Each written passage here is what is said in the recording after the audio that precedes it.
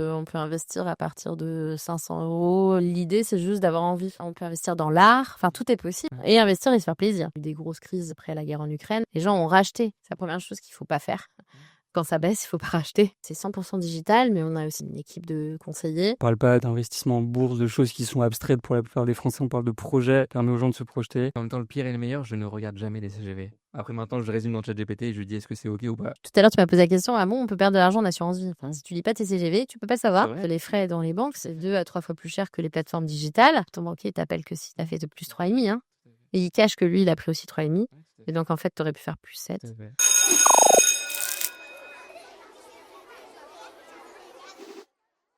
Nano, c'est la première solution d'épargne qui vous permet de contrôler votre avenir financier en mettant votre argent au service de vos projets de vie. C'est mettre en avant la notion de value-based selling, le why before what. Et en fait, ce qui est smart, c'est que pour la plupart des Français, investir, c'est aussi flou qu'un mode d'emploi IKEA en suédois. D'ailleurs, on est 14e sur 39 pays pour l'éducation financière. Merci le CDE pour ce classement qui fait plaisir. Mais ça bouge. Au deuxième trimestre 2024, 266 300 investisseurs français ont acheté des ETF, soit 106% par rapport à 2023. Et ça tombe bien, parce que chez Nalo, on kiffe les ETF. Salut Ophélie, salut Savinien. Bonjour. Et on a avec nous Ophélie Fonseca Zine, CMO de chez Nalo, la boîte qui vous rend l'investissement aussi simple qu'un panier Uber Eats. On est avec nous Savinien Debria, expert en croissance et sniper sur les chiffres. Et évidemment, Samson Liwin, alias le proviseur, qui va balancer les vérités typiques. Au programme, c'est quoi leur secret pour attirer autant de nouveaux clients? Pourquoi les Français galèrent autant avec l'investissement? Et surtout, est-ce que Nalo a un vrai impact ou c'est juste un marketing bien foutu? Bienvenue dans La Récréation, l'émission où on mélange business, divertissement comme un cocktail bien dosé. Let's go, et comme nous parlions d'ETF, commençons par un petit jeu. Vous êtes prêts? Allez, c'est parti. Allez, je pose des questions et vous buzzez pour répondre. La difficulté, c'est qu'il n'y a pas de baffer. Ah ouais. Alors, c'est parti. Première question. C'est quoi une fintech? Une banque en ligne qui envoie des gifs au lieu de relever? Une entreprise qui utilise la tech pour rendre la finance plus accessible? Ou un concept trop compliqué pour qu'on en parle? Plus accessible. Yes. Ah, je dirais aussi que c'est un concept trop compliqué pour en parler à Noël. Ok, on parle jamais à Noël. Faut pas trop en parler. On te dit à Noël, tu fais quoi dans la vie? Je dis, je bosse pour une fintech, c'est très bien. Et il te répond quoi à ce moment-là? Et après, je dis n'importe quoi pour embrouiller les gens. Et Attends, mais moi, je me dis même pas, je bosse pour les fintech. Ma famille fintech, ils me disent, hein, Quoi, je travaille à la banque? c'est quoi? c'est pour ça que j'approfondis pas. En fait. Ça va très bien. C'est très drôle. Un ETF, c'est une salade d'actions et d'obligations bien mixée, un produit financier qui suit un indice sans gestion active ou un acronyme qu'on utilise pour briller en soirée. Ah, bah, tous les trois, non? La soirée n'est pas dedans, et a priori, si on parle Non. d'ETF. No offense aux gens qui- Salut, je suis un ETF. Pas trop longtemps, en tout cas. Du coup, réponse 2. Un produit financier qui suit un indice sans gestion active. Investir en bourse, c'est réservé aux riches, vrai ou faux? Ben non, faux. Pourquoi? Parce que c'est accessible, on peut investir à partir de 500 €, 1 000 €. Il y a même des boîtes. Même un euro. Exactement. Je peux même le faire avec 1 €. L'idée, c'est juste d'avoir envie. Et ok, ceux qui n'ont pas du tout d'argent vont te dire j'y arriverai pas, mais ils arrivent à aller acheter leur baguette de pain tous les jours. En vrai, c'est possible. Donc c'est juste s'imposer une rigueur, Exactement. de mettre de l'argent. Une robe en moins. Donc pour toi, Savinien, faux, on peut investir en bourse sans être pour autant riche. Bah, évidemment. Évidemment. C'est tout le sujet de cet épisode. Toi, t'es riche? Je suis pas riche du tout. Et t'as investi en bourse? J'investis en bourse, mais il le faut. Sinon, je suis mauvais élève. Si je bosse pour une fintech, j'investis pas en bourse. Les Français préfèrent leur livret A. Ouais, c'est vrai. C'est vrai? Ouais. Pourquoi? Parce qu'on va en parler beaucoup. La forte taux d'épargne en France dans le livret A. Ouais. En ce moment, ça baisse, donc peut-être que ça va bouger. Là, ils vont prendre un peu cher. Donc, Parce que ça baisse une tonne. Mais ils adorent. Ils adorent parce que c'est safe, parce que c'est facile, c'est dans leur banque. Ouais, par contre, c'est On plafonné. aime bien les intérêts garantis en France. Ouais. Ok. Quand il n'y a pas de risque. Hop. Ok. Parce que sinon, le reste, c'est l'inconnu. Là, c'est hyper connu, c'est facile, tu perds pas d'argent, tu fais que potentiellement gagner. Ils n'ont qu'une notion de, en fait, tu n'en gagnes pas parce que ça ne suit pas l'inflation. Donc, c'est pépère, tu vois, c'est bon père de famille. En fait, c'est un peu ton matelas, tu vois. Ouais. Enfin bon, avec une assurance vie, c'est quand même rare de perdre de l'argent, non? Mais pourquoi? C'est un investissement en bourse, hein. Ça dépend de ce qu'il y Tout a dedans. investissement comporte des risques. Normalement, c'est du long terme. Donc, en effet, les gens ont tendance à se dire, bah non, ça va être rare. Mais les gens, ils réagissent à chaud à chaque fois. Tu vois, on a eu des grosses crises après la guerre en Ukraine, grosse baisse des marchés. Les gens ont racheté. C'est la première chose qu'il faut pas faire. Quand ça baisse, il faut pas racheter. Donc, parce que les gens ont peur, parce qu'ils savent pas. Donc, l'aversion au risque, c'est un vrai sujet. Quand ça baisse, faut pas racheter. Bah non. Mais non, il faut lisser dans le temps pour à long terme être Ok. Bah sinon, dans tu le plus. cristallises ta perte. Ok. Donc, faut surtout pas faire ça. Ok. Faut attendre que ça remonte, Ouais. récupérer ta bille et un peu plus si tu peux. Et là, éventuellement, tu reprends une partie de tes intérêts et tu les replaces ailleurs. Et si jamais t'as pas perdu et que tu veux acheter quand ça baisse? Ah, mais ça, par contre, acheter quand ça baisse, c'est pas pareil. Ok. Bah, quand Ça, il ça faut le baisse, faire. tu fais du récurrent justement, Ah ouais. ça te permet d'acheter au point bas et du coup de compenser un peu ta perte dans la durée. Ouais, les récurrences, le versement programmé, c'est vachement cool. Tu lises parce que, en fait, toi-même, tu sais pas quand si ça va pas baisser plus dans 1 mois ou dans 2. Si tu fais des versements programmés tous les mois, tu te dis, bah, quoi qu'il, j'achèterai au moment où ce sera le plus bas. Il y a un truc que j'adore chez Nalo, c'est que vous êtes quand même très fort dans l'éducation. Est-ce que si on éduque trop les personnes, les gens de manière générale, est-ce qu'on n'aura plus besoin de Nalo à un moment donné? Non, je pense pas. Je pense que c'est bien d'éduquer parce qu'aujourd'hui, il y a un vrai sujet. Je pense que c'est important que les gens aussi comprennent ce qu'on fait, qu'on le fait pour eux. En fait, nous, notre objectif, c'est pas qu'ils sachent faire et qu'ils aillent le faire ailleurs tout seuls. Notre objectif, c'est qu'ils sachent faire, qu'ils comprennent ce qu'on fait et donc qu'ils nous fassent confiance, mais de toute façon, qu'ils continuent à se dire pourquoi je le gérerais moi-même alors qu'il y a des professionnels. Ils sauront jamais tout sur. Enfin, moi, je connais pas parfaitement le boulot de mon directeur Invest, exactement comment il le fait, etc. Ça demande énormément de temps. Ouais, il y aura toujours des passionnés ou des nerds de la bourse qui auront envie de le faire tout seul, mais ça reste un truc très prenant et pour lequel il faut être hyper investi. Et la question que tous les Français se posent, Nalo, c'est quoi? Ah, Nalo, c'est quoi? Nalo, c'est une plateforme d'investissement par projet. Donc, tu viens avec tes projets de vie et Nalo t'aide à créer ton support. Donc, ça peut être une assurance vie, mais en fait, on a aussi un plan d'épargne retraite. C'est 100% digital, mais on a aussi quand même une équipe de conseillers. On essaye de vraiment faciliter complètement l'invest et aussi de pouvoir créer autant de projets qu'on le souhaite au sein de son assurance vie. Et chaque projet avec ses propres risques, ses propres ETF, etc.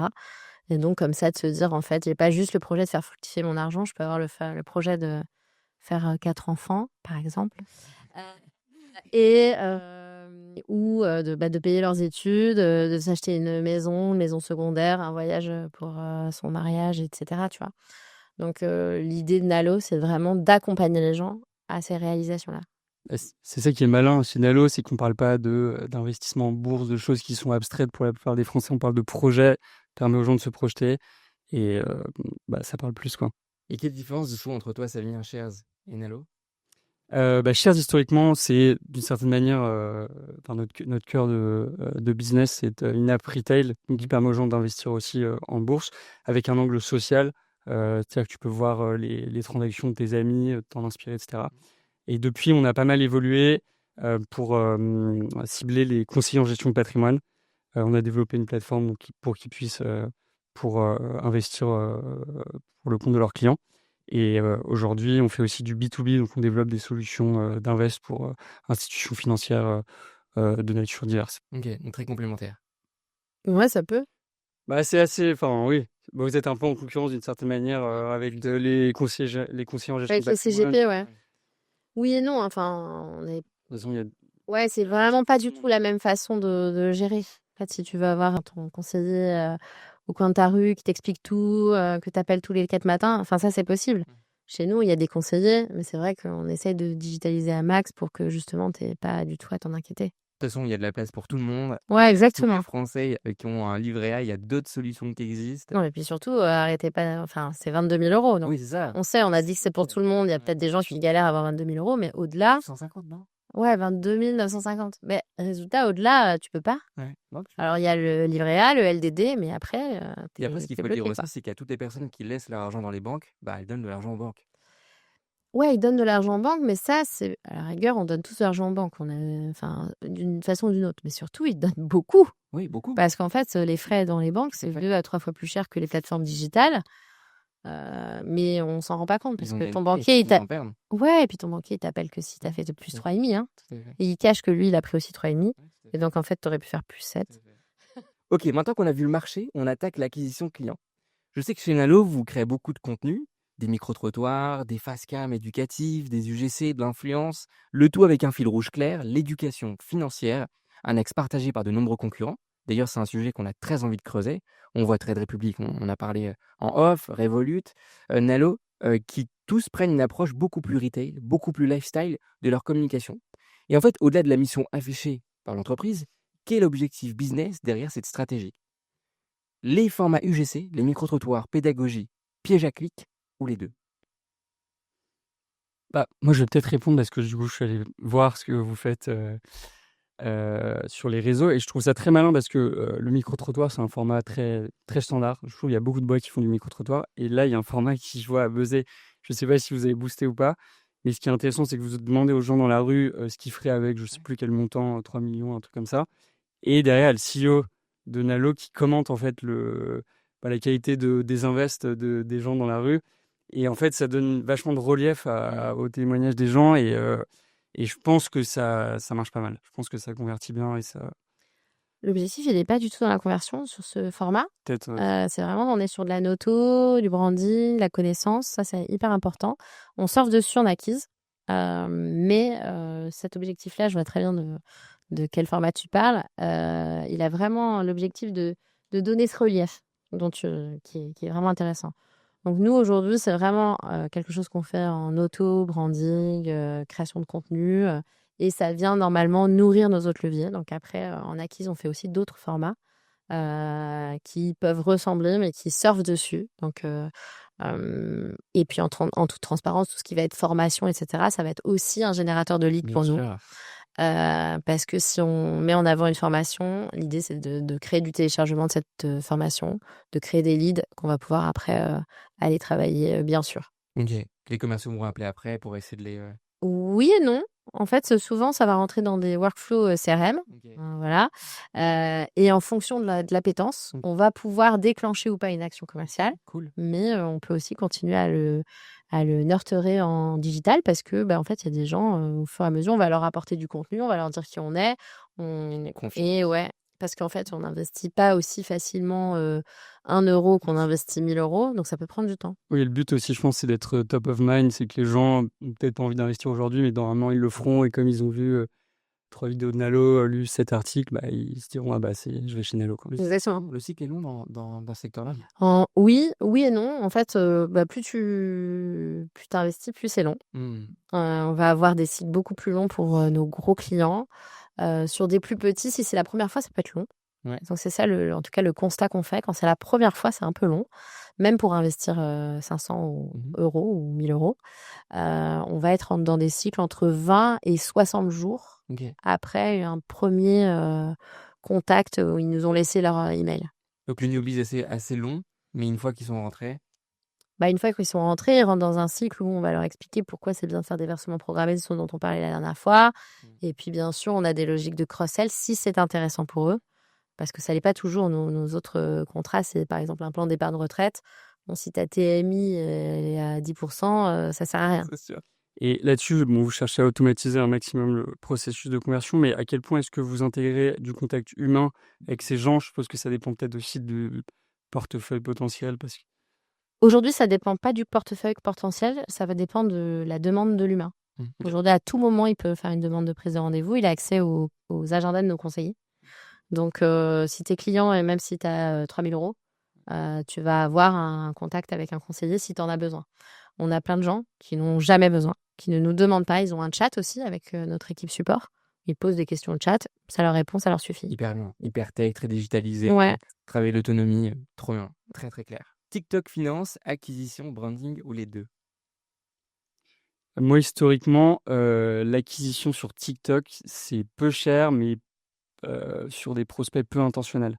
Ça convertit moins, mais ça convertit moins que d'autres canaux. Ok, pourquoi? Parce que c'est... je pense que le taux d'attention, le temps d'attention sur TikTok est quand même moindre à côté de ceux des autres réseaux, quoi. Ok. Ouais, je suis assez raccord. Pour moi, TikTok, c'est vraiment, à la rigueur, ça fait du top of mind, etc. Mais et encore, l'attention, elle est vraiment rapide. Par contre, en conversion, c'est pas Ça le fait pas. Nous, on fait plus trop d'acquise sur TikTok. Ah ouais? On fait surtout d'auto, création de contenu, mais pas vraiment d'acquise. Pourtant, les CPL sont quand même relativement faibles par rapport aux autres plateformes. Mais Oui, mais en fait, si tu as un CPL très faible, mais Mais qui qui a- convertit jamais, Hmm.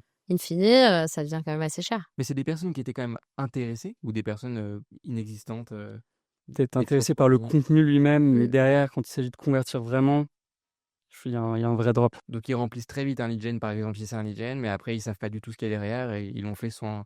Ouais, mais c'est peut-être propre au secteur de la finance. Je dirais pas la même chose sur du e-com ou d'autres. Non, ouais. Je dirais pas pareil, non, c'est sûr.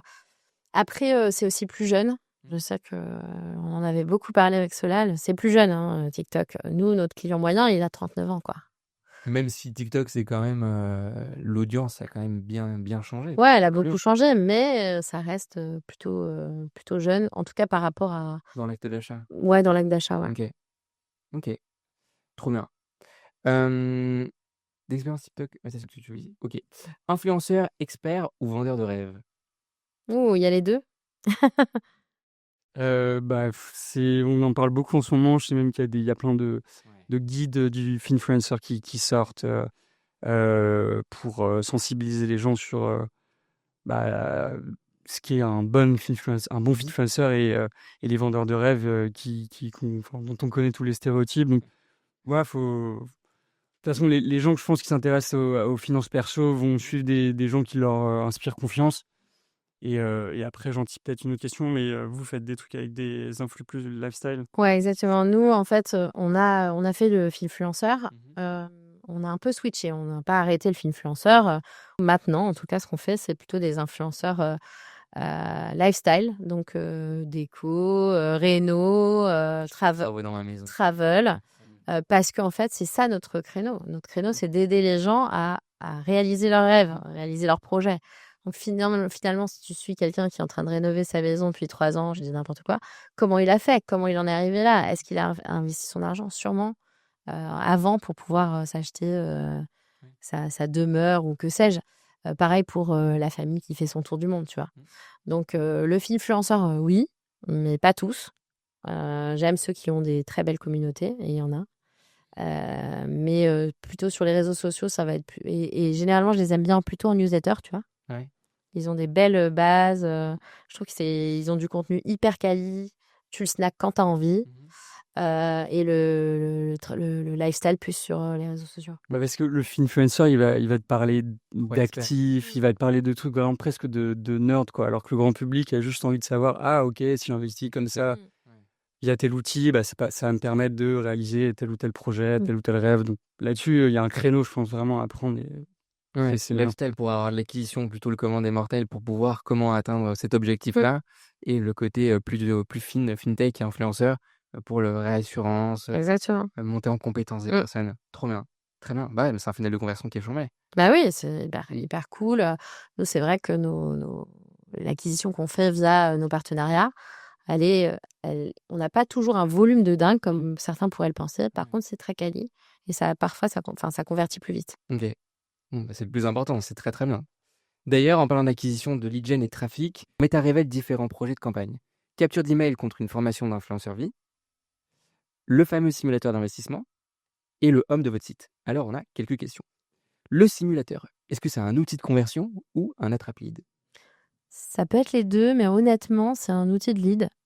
On parlait tout à l'heure, je fais des campagnes d'acquisition, ou si je fais un formulaire ou que sais-je. Ça va être des leads plutôt froids, enfin moyens, parce qu'ils ont montré un intérêt. Là où, quand ils ont fait la simulation, ils deviennent chauds. Donc pour moi, c'est hyper intéressant de les avoir. Ils rentrent dans un autre workflow d'email très différent. Avec, tu finis ta simulation, tu as un résultat de simulation, tu sais à quoi tu peux prétendre. Là, c'est un peu plus pushy parce que c'est beaucoup plus chaud. Donc c'est les deux, parce que en fait, la suite logique du funnel de simulation, c'est le funnel de souscription. Mais moi, mon premier objectif, c'est vraiment de récupérer ce lead-là. C'est le plus intéressant pour moi. Donc tout le monde n'a pas le même, n'a pas les mêmes newsletters, n'ont pas les mêmes. Non, ils n'ont pas les mêmes emails. Ok. Ça va dépendre où tu es parti, où on t'a attrapé. Très cool. Chez nous, tu peux arriver... on a un simulateur de défiscalisation, par exemple. Fin d'année, quand tu veux faire ton PER, etc., tu vas un peu avoir une idée. Donc, on a un simulateur très rapide, genre 2 écrans. Donc, c'est pas la simulation qu'il y a sur notre site. À la fin de ça, je récupère un lead. Bon, bah, celui-là, il rentre directement sur tout un workflow des fiscs, pourquoi, avec quel outil, etc. Celui qui a fait son simulateur et qui fait une assurance vie pour l'éducation de ses enfants, c'est plutôt l'assurance vie, les avantages, etc. Enfin, tu vois, ça va vraiment dépendre d'où on te catch. Et d'ailleurs, en interne, on a des petits noms pour nos campagnes. Donc, si tu as fini ta simulation, on t'appelle Go to souscription. Si tu n'as pas fait ta simulation, c'est Go to simulation, Cool. etc., etc. C'est très cool. Non, c'est hyper intéressant ce que tu dis parce que beaucoup d'annonceurs veulent souvent des leads, mais sans avoir d'équipe commerciale ou de process en interne. Le CRM, c'est très, très C'est important. super important. Et il faut qu'il soit très, très bien rodé avec l'équipe sales. Ça, c'est sûr. Vous avez quoi comme CRM? On utilise HubSpot. Ok, cool. Qui suffit largement. Ouais, on a fait un appel d'offres. Franchement, HubSpot, c'est un très bon outil. Hein. C'est un très bon outil. Le sujet des outils CRM, c'est toujours le paramétrage. C'est toujours les données que tu remontes dedans. Moi, je suis pour l'automatisation à mort. Donc, il faut qu'on ait le plus d'informations possible pour pouvoir automatiser le plus. Et vos commerciaux, parce que du coup, c'est hyper intéressant. Vos commerciaux, c'est des experts? Nos commerciaux, c'est des conseillers. Ok, En fait, la plupart ils viennent tous de banques privées. Donc, c'est vraiment des experts sur comment investir pour tout ton patrimoine. On a des conseillers qui, si tu leur parles, ils vont te dire bah oui, tu as un projet dans moins de 3 ans d'acheter une maison. Ils vont pas te dire d'ouvrir une assurance vie. Ils vont te dire en fait, tu as combien? Ok, en fait, moins de 3 ans, un investissement assurance vie, c'est plutôt du long terme.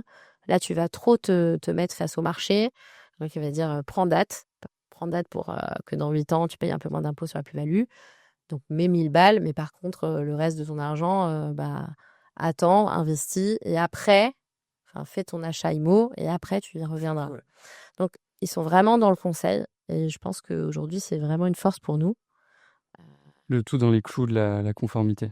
Et ouais, parce que... non, mais bien sûr, on a la RGPD, on a la totale, on peut pas rappeler tout le monde. Par exemple, ça, c'est un sujet. Tu disais, nous, on a un CRM, les gens, ils s'obtinent, et on peut pas tous les rappeler si tu t'obtines pas, etc. Donc, il y a ça. Et puis, évidemment, nos conseillers, ils vont éviter d'aller te dire des choses qui peuvent pas te dire parce que... Mais tu vois, là, dans le cas d'IMO, ils peuvent te dire, attendez, moins de 3 ans, ça comporte trop de risques, en fait. Tu vois, on est sur un sujet vraiment fort. Ah, mais c'est ça qui est génial dans votre positionnement, c'est automatisation, mais en même temps sur mesure, service après-vente qui est quand même très fort, très installé avant, pendant, après. Et c'est ça un petit peu, j'ai l'impression, le secret de Nalo, c'est un service de qualité, automatisé. Nous, on adore nos équipes, on trouve qu'ils sont hyper réactifs et on essaye d'automatiser au max. Très bien, très bien, bravo. Tu voulais dire un truc, ça? Non, mais je trouve le simulateur, c'est vraiment l'outil le plus puissant de conversion parce que c'est personnalisé. Ça permet aux équipes en interne de comprendre la qualité du lead et surtout, ça permet aux prospects de se projeter. Enfin, ça rend le truc hyper concret, quoi. Ok, trop chouette. Hyper cool. Vous êtes passé de 60 000 visites organiques en mars 2024 à 180 000 en décembre de la même année. Comment t'as fait? Raconte-nous cet exploit. Déjà, j'ai embauché un SEO manager. Alors moi, je suis arrivée il y a 3 ans. Ça fera bientôt 4 ans que je suis arrivée chez Nalo et j'ai construit l'équipe. Et au début, tu vois, tu as besoin d'un growth. On en parlait en off. Tu veux faire de l'acquisition rapide, donc tu mets des leviers payants. Et en fait, il faut que tu assoies ta marque. Il faut que tu penses aussi plus long terme. Et donc, au bout d'1 an, j'ai pu embaucher en plus un SEO manager avec une grosse stratégie de création de contenu, d'achat de backlinks, etc. Vraiment, notre idée, c'est de créer du contenu le plus chaud possible. Donc, on fait du contenu sur de l'actu. Enfin, voilà, notre SEO manager est très présent et on travaille avec des rédacteurs externes en plus. Voilà, l'idée, c'est le volume, mais la qualité pour répondre à ça. Donc, on n'avait pas de SEO manager avant, donc évidemment, passer de 60 à 180, ça paraît énorme. On a des gros objectifs là-dessus. Moi, je regarde le trafic, mais je ne regarde pas que. Je regarde la qualité de ce trafic. Et ce qui est génial, c'est qu'avant, j'avais 70% de mon trafic qui venait du paid. Maintenant, j'ai 50% de mon trafic qui vient du SEO. Des sacrées économies. Et c'est des grosses économies. C'est pas les mêmes budgets, en tout cas, parce que c'est pas complètement gratuit, le SEO. Et en fait, ça nous génère des simulations. Donc c'est ça qui nous intéresse nous, c'est qu'ils montrent un intérêt, que ce soit vraiment qualifié, ça nous génère des simulations, ça nous génère aussi des leads. On a un blog, on met en avant la possibilité de s'inscrire à notre newsletter, etc. C'est juste un peu plus long quand c'est du SEO sur la partie business, mais je pense que Mais c'est chaud. en fait, c'est juste, il faut le faire parce qu'en fait, c'est plus long trend et ça te permet de pas cramer ton cash, quoi. C'est des gens intentionnels qui, en plus, s'éduquent en lisant du contenu. Donc, derrière, forcément, ça crée de la réassurance. Les questions qu'on attend tous, l'IA là-dedans, Alors, l'IA, sans révéler vos secrets. non, mais c'est ce que j'ai dit. En fait, on se rend compte que l'IA, pour le moment, en tout cas, c'est beaucoup sur la récence des contenus. Donc, en fait, on n'achète pas juste des backlinks. On achète des backlinks avec des articles. Et donc, tous ces articles dans des sites externes qui ont des bonnes réputations font qu'on remonte de mieux en mieux sur l'IA. Et d'ailleurs, depuis, vous êtes toujours à 180 000 visites ou un peu monté? C'est assez... On est un petit peu plus que 180 000 visites, donc on est plutôt content. Après, on a baissé un petit peu nos budgets paid, toute transparence, parce que justement, on teste des choses. Parce que tu le disais tout à l'heure, le simulateur, c'est hyper important. Et nous, on a une équipe produit qui s'en occupe. Et donc, on fait des tests, etc. Donc, par source de trafic, enfin, tout ça. Donc, là, on est un petit peu plus, ouais. On n'a pas doublé on n'a pas triplé comme ce qu'on avait fait avant, mais on en a plus, ouais. C'est bien, au moins, tu analyses le pourcentage de paid qui te ramène du trafic versus l'organique et au moins, tu peux faire un comparatif de ce que Exactement. les vrais besoins. Ça, c'est hyper intéressant. C'est très intelligent. Très cool. On va parler d'activation et de fidélisation. Les prospects, on en parle. Alors, une fois le simulateur d'investissement rempli, on propose une enveloppe d'investissement avec allocation. Très bien. Puis, on m'invite à signer un bloc de 14 pages de CGV. A priori, ça doit bloquer par là. Quelle stratégie pour activer vos prospects en format 100% numérique? Personnellement, j'ai reçu quelques SMS. Du coup, SMS après simulateur, est-ce que c'est efficace, intrusif ou les deux? Moi, je dirais pas que c'est... Moi, j'ai aussi rempli le simulateur, j'ai reçu mon SMS. Je trouve qu'au contraire, ça crée de la réassurance parce que c'est signé d'une personne du support. En plus, c'est réactif.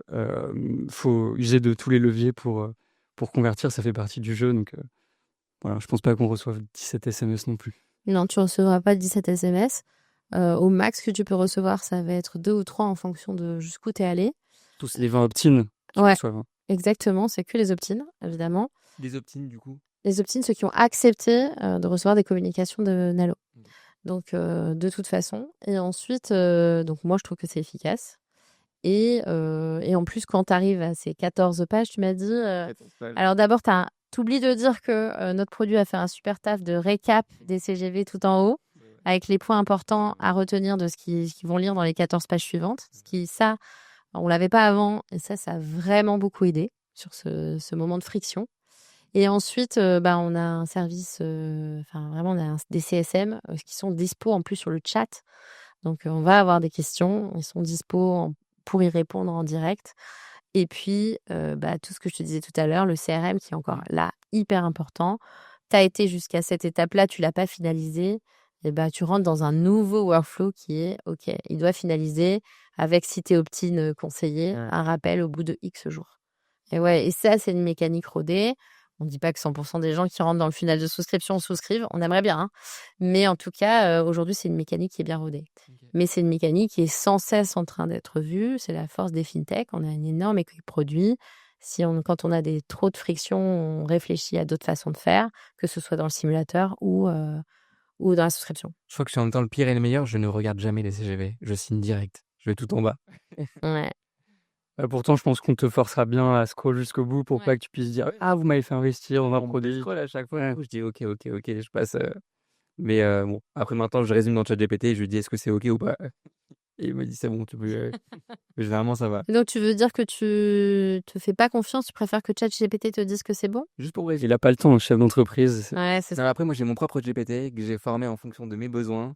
Et je lui dis exactement ce que je veux, mon objectif de vie que j'ai écrit à horizon 5-10 ans. Okay. Je dis est-ce que ça répond à mes objectifs? Il me répond oui, non. Est-ce qu'il y a un truc à faire? Attention, il me répond oui, non. Et en fonction de ça, je lui fais confiance. Il est tellement. Il me connaît tellement. Et là, il s'appelle Frérot. J'ai une peau. Je lui dis Frérot, comment ça va? Est-ce que tu peux m'aider aujourd'hui? Et il est toujours là pour moi. Les CGV, du coup, on en parlait. Est-ce que c'est un passage obligé ou est-ce que c'est un tue-l'amour? C'est obligé. En plus, en finance, là, t'as pas le choix. Enfin, Pour le coup, bon, toi, tu demandes à ton GPT, mais je veux dire, il y a des gens encore qui. Tout à l'heure, tu m'as posé la question, ah bon, on peut perdre de l'argent en assurance vie. Ouais. Si tu lis pas tes CGV, tu peux pas le savoir. Ouais, t'as raison. Et on T'as peut raison. perdre de l'argent, on peut cristalliser une perte, enfin, on peut faire plein de choses. Il faut savoir.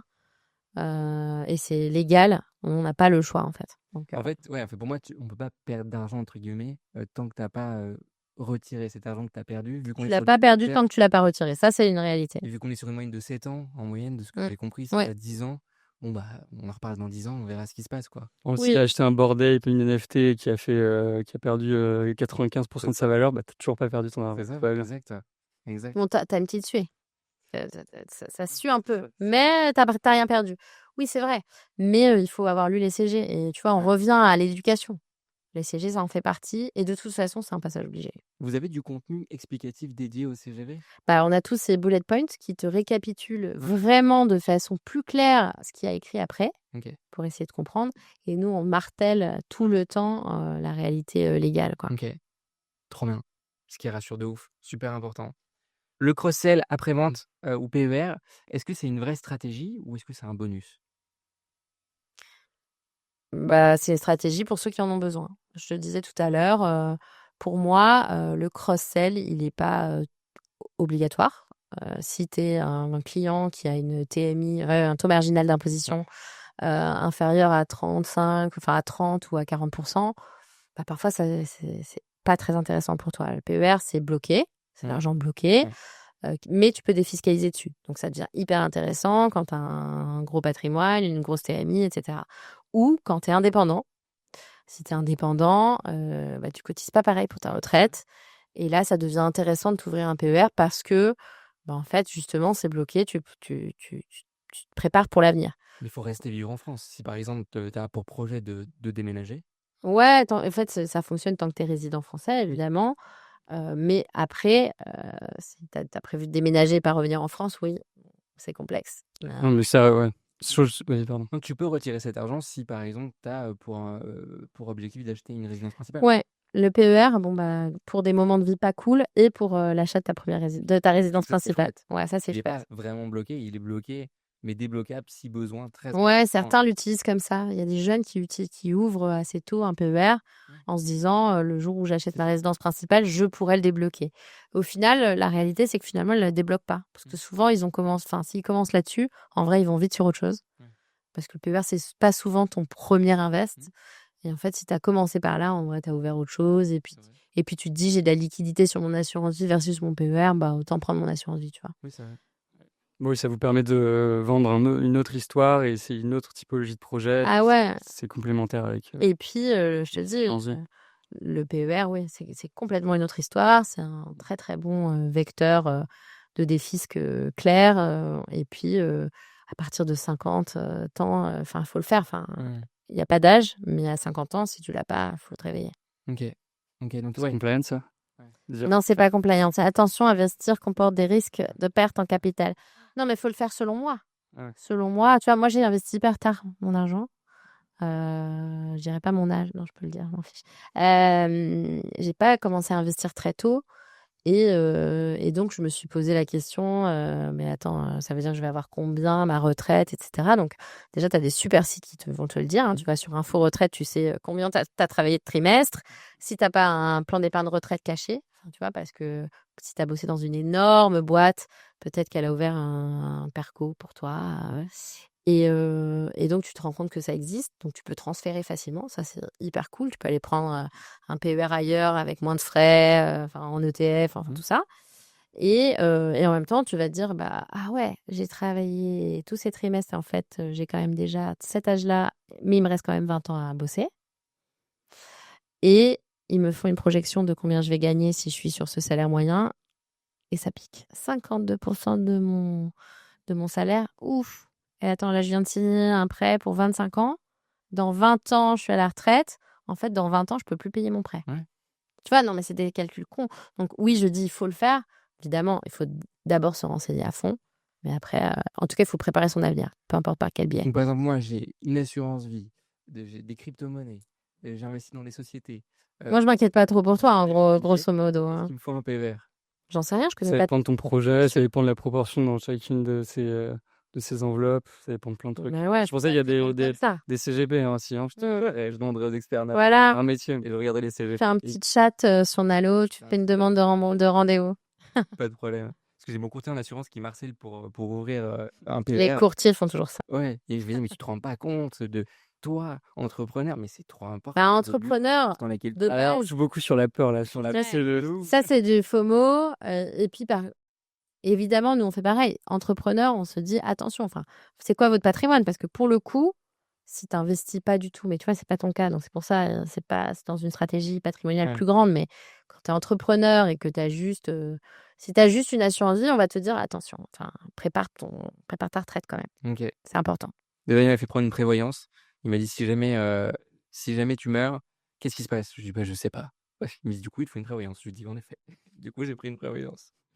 Bon, Il faut surtout, il faut remplir tes bénéficiaires sur ton assurance vie. oui, mes amis, évidemment. J'ai mis ma femme et ma fille en priorité. Voilà. C'est évident. C'est évident. Mais du coup, il m'a Et bloqué. pas frérot, ton Non, pote de tous les jours. non, là, Passons, GPT. il m'a eu parce qu'il m'a dit, mais si jamais t'arrive quoi que ce soit, tu fais comment pour ta femme et ta fille? Là, je peux rien faire. Mm. Tu peux pas. J'ai dit, ok, c'est quoi la prévoyance? Donne-moi ce que tu veux, je paye. Ouais. Et il m'a eu. Le round 4, du coup, toute la question organisation. Toi qui es passé du gros acteur retail à la startup, on est curieux d'avoir ton retour d'expérience. Donc, passer, plutôt c'est à toi, ça, cette question? Non, c'est pour Moi, j'étais pas dans le non. on sait pas. C'est vrai. Donc passer du gros hacker à une équipe organisée et segmentée, donc de 0 à 1 et de 1 à 10, c'est quoi le process? Non, ça, c'était moi. Ça, c'est toi. Ça, c'est toi. Grosse, c'est lui. Et moi, c'est pas si c'est le retail. Alors, du coup, Ouais. on recommence ma question. Donc, toi, qui es passé du gros acteur retail à la startup, on est curieux d'avoir ton retour d'expérience.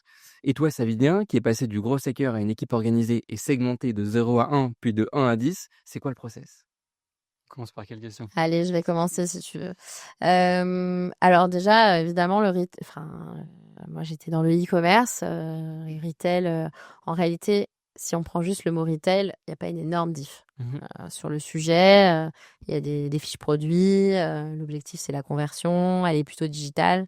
Donc, cette diff-là, elle n'est pas énorme. La diff, elle va être sur le temps. Tu ne mets pas le même temps à acheter une robe qu'à investir ton argent. Elle va être dans les équipes où là, il y a vraiment besoin de s'auto-former en permanence sur les produits financiers. Ça, c'est énorme. Dans mon cas, j'arrivais avec rien. Je connaissais rien. J'avais un livret A, moi, et c'est tout. Et je l'assume très bien. Non, j'étais propriétaire de ma maison. Ça va. Très bien. C'est ce qui est déjà un investissement. Donc, il y a eu la grosse diff, c'était vraiment de me dire, en tout cas la mienne, c'était de me dire, je bosse pour un retailer, je fais en sorte que les gens rachètent et rachètent et rachètent des vêtements. Bon, l'objectif, il était pour moi. Et là, j'ai l'impression que l'objectif, en tout cas, c'est comme ça que j'arrive à bien vivre mon métier, il est double. Il est pour moi d'avoir plus de clients, mais il est pour le client de s'assurer une belle vie à la suite. C'est quand même pas la même d'investir pour son futur que d'investir dans 3 robes que tu pourras peut-être pas remettre dans un an parce que tu as une grossesse ou tu as perdu 20 kilos. Sauf si c'est un sac ou une montre Ah oui, ça c'est différent. prendre de la valeur. Et puis on peut investir, on peut investir dans les bijoux, dans les bagues en diamant, par exemple. Comme ça. Au hasard. Voilà, on peut investir dans l'art. Enfin, tout est possible dans l'investissement. En réalité, on peut et investir et se faire plaisir. Tout à fait. Qui l'art est d'ailleurs défiscalisé pour une partie. Super intéressant. Très intéressant. Et toi, ça Et moi, à ma question, je pense qu'au début, sur la phase de 0 à 1, il faut, quand on est seul, toucher à tout. Il faut être capable de tester énormément. C'est un peu le concept. C'est un peu les fondamentaux du gros hacking. Et avec pour objectif d'identifier les leviers qui génèrent de la croissance. Et une fois que on se rend compte de ce qui marche, c'est là qu'on a peut-être les moyens d'embaucher, de placer quelqu'un sur un levier pour nous ensuite prendre de la hauteur sur des sujets plus stratégiques, cross-équipe, en l'occurrence produit marketing, conformité, juridique, enfin voilà. Donc voilà, la phase de 0 à 1, qui moi me plaît beaucoup, je trouve, est assez stimulante. Et, c'est hyper intéressant de passer... Moi, c'est celle qui m'a, justement, en passant du retail à la fintech, en start-up, c'était pour moi, quand j'ai toujours testé. Je viens du digital, ça fait 20 ans que je fais du digital, donc test and learn, c'est vraiment le truc. Mais quand tu as bossé en retail, en e-commerce, en fait, tu as 50 000, 100 000 visites par jour. Ouais. Et en fait, ton test, il est hyper rapide. Tu peux tester sur 3 jours, une semaine. C'est fait. Tu as des learnings et hop, t'adaptes. Quand tu arrives chez Nalo et que tu fais 180 000 visites, en fait, par mois, le test, il est beaucoup plus long. Et donc, moi, j'avais cette logique de test and learn. Et au tout début, tu vois, on avait 60 000 visites SEO. Moi, mes tests, ils duraient 6 semaines, 2 mois pour avoir des learnings, quoi. Et moi, le job de growth, je trouvais hyper intéressant. Moi, je n'ai jamais été growth. J'ai toujours surfé sur mon plus classique, acquise, etc.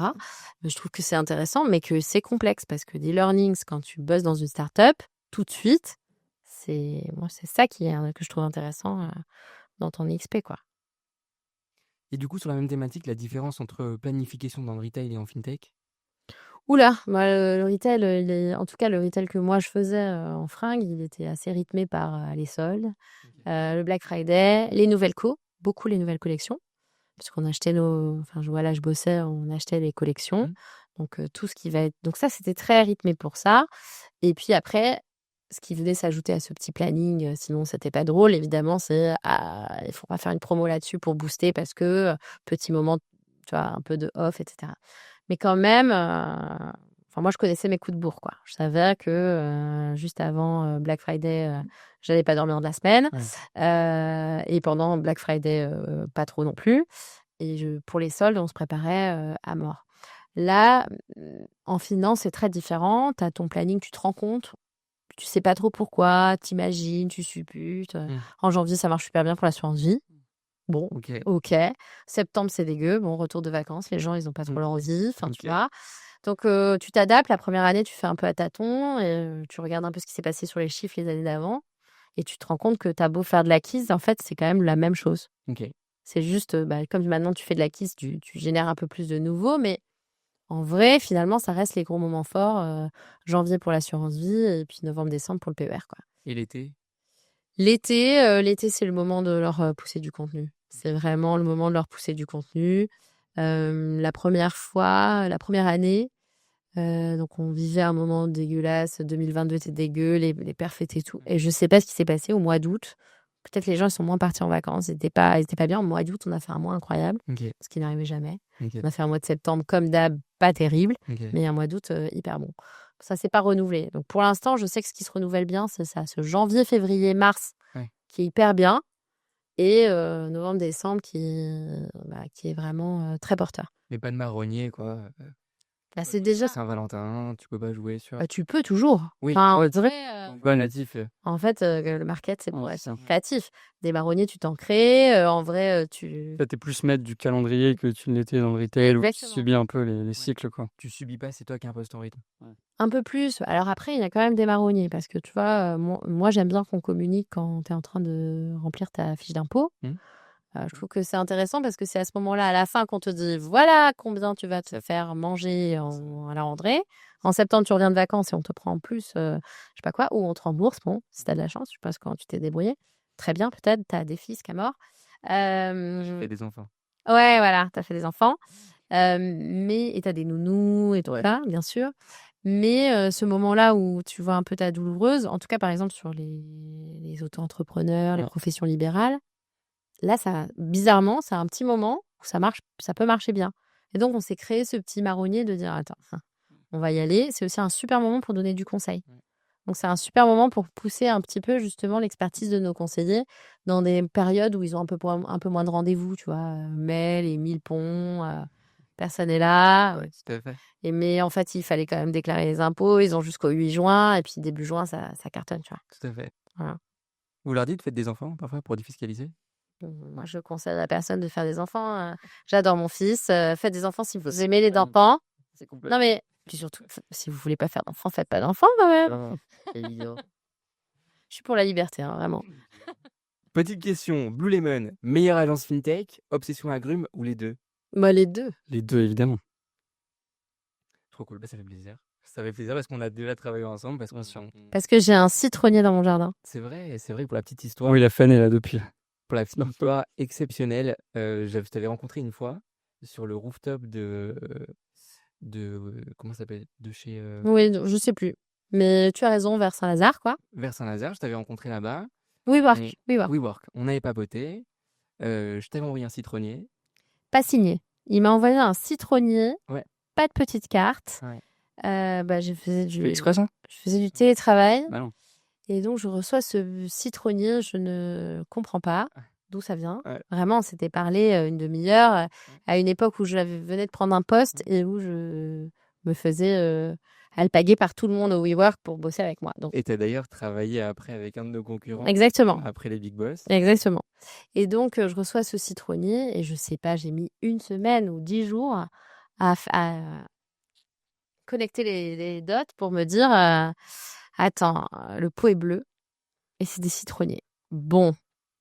Mais au début, j'avais même pas regardé la couleur du pot, tu vois. Je ne m'étais pas fait la réflexion. Donc, je pense que j'avais déjà envoyé 2 ou 3 messages en mode est-ce que vous m'avez envoyé un citronnier Voilà.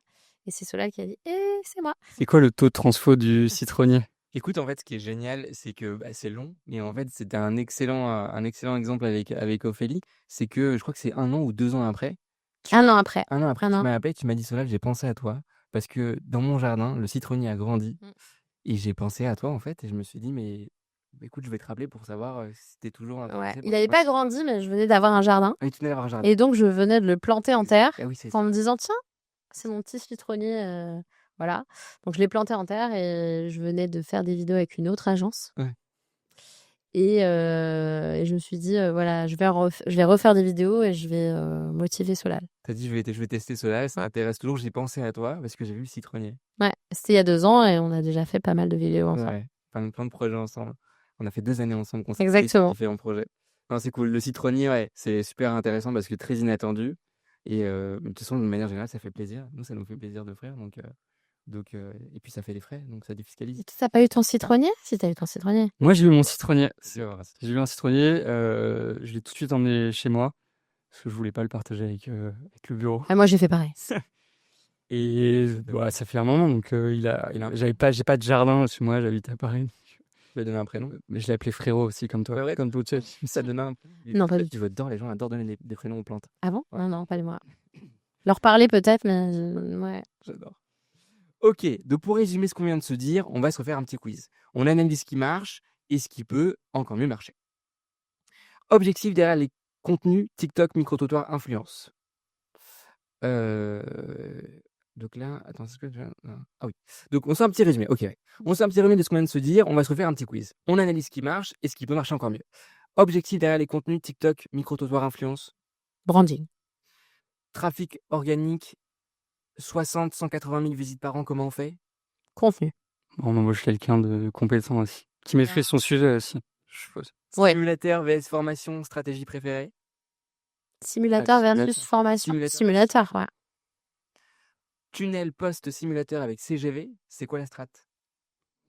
C'est le passage obligé. Et puis, c'est la répétition, c'est la vulgarisation, tout ça. Le cross-sell, on fait comment? C'est du taf. En fait, il faut créer une relation de confiance parce que ton client, pour qu'il ait envie de continuer avec toi, c'est qu'il est content. Donc voilà, donc c'est ça c'est important. Et en full digital, ça compte. Là, pour le coup, c'est vraiment, on continue à l'éduquer. On lui explique pourquoi, on lui explique ce qu'il faut. Il y a upsell avec les versements tout au long de l'année et il y a le cross-sell si c'est nécessaire dans ta vision patrimoniale. Vous avez du churn? Des clients qui s'en vont? s'en vont? Bien sûr. Bien sûr. Non, Si si vous je avez n'avais pas, je serais une reine. Une barre sur TikTok, Ça serait- j'irais bien. Ah non, mais exactement. Les gens qui partent, c'est pour quelle raison? Besoin perso? Alors, c'est ce que je te disais. Alors, évidemment, nous, on est. C'est engageant quand même d'ouvrir une assurance vie ou une enveloppe bancaire. Après, nous, on a on sait que c'est un pendant de notre façon de faire, c'est qu'on incite les gens à créer un projet. Donc, on connaît là le délai de leur projet. Durée. Et en fait, si tu t'es mis un projet dans 5 ans et que finalement, au bout de 4, tu te dis « Ah, c'est maintenant que je vais acheter ma maison », tu fais ton rachat et ta raison, c'est achat de ma résidence. Finalement, c'est une réalité. Donc, on a de la chance parce qu'on fait beaucoup plutôt des rachats partiels. Donc, c'est-à-dire qu'ils vont enlever, comme ils ont fait plusieurs projets, ils vont enlever un projet, on va garder les autres. Ça, c'est dans le meilleur des cas. Et puis, les rachats totaux, ça existe, bien sûr. Et c'est souvent les mêmes choses pas les perfs parce qu'en fait, il y a encore plein de gens qui pensent que si tu as une année de crise, comme en 2022, c'est la fin du monde. Donc là, on a eu énormément de rachats.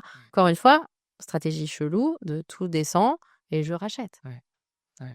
Mais voilà, enfin, c'est une réalité. Puis après, il y a les rachats de la vie. J'ai eu un gros problème de vie. Enfin, c'est classique, quoi.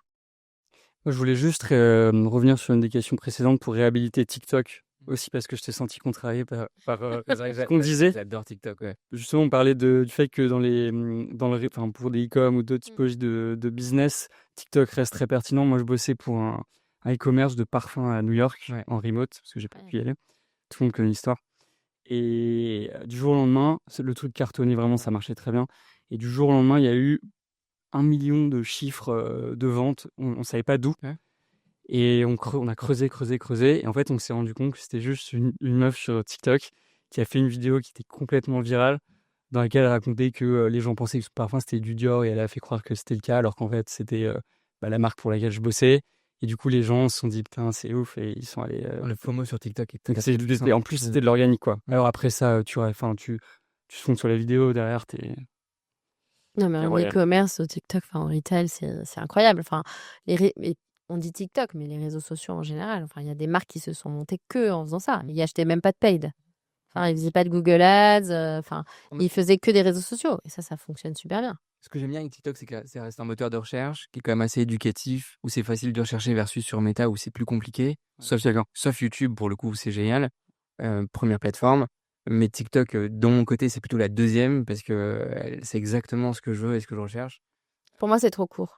C'est mon âge, peut-être. Mais les formats se rallongent. Hein. C'est vrai? Ah ouais, ça va. Tu veux dire qu'il faut que je réinstalle TikTok? Ouais, ça s'est rallongé, ça va se rallonger. Je suis d'accord. C'est devenu horizontal maintenant, tu peux Ok. passer de l'autre côté. Ok. Objectif, devenir le futur YouTube chinois, évidemment. Maintenant, quid des... Non, mais YouTube, c'est incroyable. YouTube, c'est incroyable. YouTube resterait YouTube, mais en tout cas, ouais, de mon côté, je dis à tous nos clients, beaucoup de préjugés sur TikTok, enlevez-les parce qu'on n'est pas à l'abri d'une mauvaise surprise. Et parfois, c'est juste un mélange de TikTok, Meta, Google qui fait que ton CPL baisse au global et tu arrives à atteindre ton résultat. Donc c'est intéressant. Ah non, il faut pas penser que TikTok, c'est un sous-levier. C'est très, très puissant. Et je suis d'accord avec toi sur le fait que côté recherche, c'est plus puissant que Insta. Insta, moi, je trouve pas ce que je veux. Enfin, même sur les petites expériences de vie, je sais que je fais de la course à pied. Le soir, je vais chercher sur TikTok la course que j'ai faite. Il va y avoir 30 personnes qui ont fait du contenu sur cette course. Je trouve ça dingue. Ça, tu trouves pas sur les réseaux parce que c'est trop complexe. Sur Instagram, je trouve pas parce que je trouve que ça ressort pas. Alors qu'il y a sûrement les vidéos. Hein, mais... Tout à fait. On a vu les forces, les axes d'amélioration, les stratégies avancées. Nalo avance bien et c'est que le début. Dites-nous ce que vous en avez pensé. Et si vous voulez exploser votre acquisition, Blue Lemon est là évidemment. Et si vous voulez exploser votre portefeuille, vous avez Nalo et vous avez Shares pour différents besoins. Contactez-nous sur LinkedIn, sur notre site ou par Pigeon Voyageur. À très vite pour de nouveaux épisodes. Ciao. Tout investissement comporte un risque de perte en capital. Les performances passées ne présagent pas des performances futures. N'investissez pas. Investissez. Je rigole. De façon... Attention. Voilà. Investissez sur Winamax. Bad idée. N'importe quoi. Bon.